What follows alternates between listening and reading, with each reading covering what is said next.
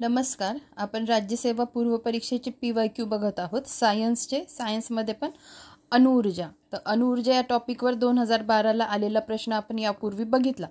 त्याच्यात सिक्वेन्समध्ये आज दुसरा पार्ट आहे. त्याच्यात काय काय बघायचं आधी हे समजून घ्या. ठीक आहे.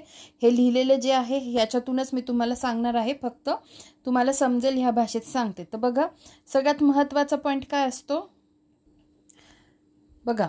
आधी तर हे समजून घ्या की मी काही जो रेफरन्स वापरला आहे तो ह्याच पुस्तकाचा वापरला आहे. ठीक आहे.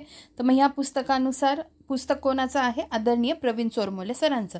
ठीक आहे. तर बघा, याच्यात एकूण अणुभट्ट्या भारतामध्ये आत्तापर्यंत 21 अणुभट्ट्या आहेत. ठीक आहे.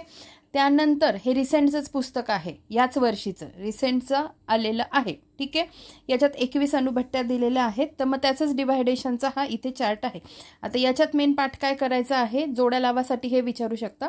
तारापूर कुठे? महाराष्ट्रामध्ये. रावतभाटा राजस्थान. कल्पकम तामिळनाडू. नरोरा UPमध्ये. काकरापार गुजरात. सुरत येथे. कैगा कर्नाटकमध्ये. कुडनकुलम तामिळनाडूमध्ये. हे लक्षात राहिलं. हे जोड्या लावांसाठी 100% विचारलं जातं आणि विचारलेलं पण आहे. ठीक आहे. हे एक लक्षात राहिलं.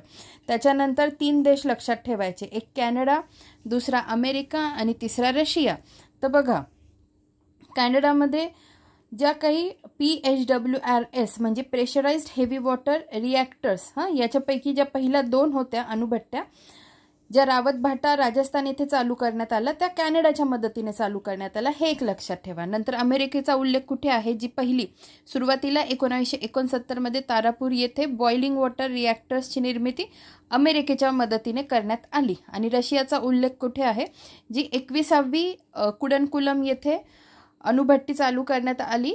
ती कोणाच्या मदतीने? रशियाच्या मदतीने. 21वी अणुभट्टी. खूप महत्त्वाचं आहे, नीट लक्षात ठेवा. आता आपण येऊया मेन पॉईंटकडे. बघा, काय दिलंय? भारतातील अणुऊर्जा कार्यक्रम. भारतामध्ये अणुऊर्जा खाते 3 टप्प्यांचा अणुऊर्जा कार्यक्रम राबवित आहे. भारतामध्ये आतापर्यंत 21 अणुभट्ट्या आहेत. यांची डिझाईन, बांधणी व कार्यवाही संबंधित NPCIC म्हणजे nuclear power corporation of India limited हे सार्वजनिक कंपनी सर्व जबाबदाऱ्या पार पाडते. ठीक आहे.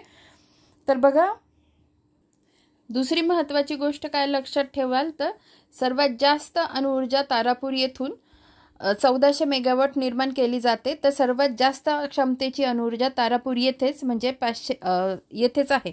परंतु कुडनकुलम चालू झाल्या सर्वात मोठी अणुभट्टी ठरेल. ठीक आहे. तर ह्या काही महत्त्वाच्या फॅक्ट्स तुम्ही नीट लक्षात ठेवा. मी तुम्हाला नीट दाखवती पण आहे, म्हणजे तुम्हाला स्वतःला वाचायचं असेल तर तुम्ही बघू शकता. पुढच्या लेक्चरमध्ये आपण हा चार्ट बघूया. धन्यवाद.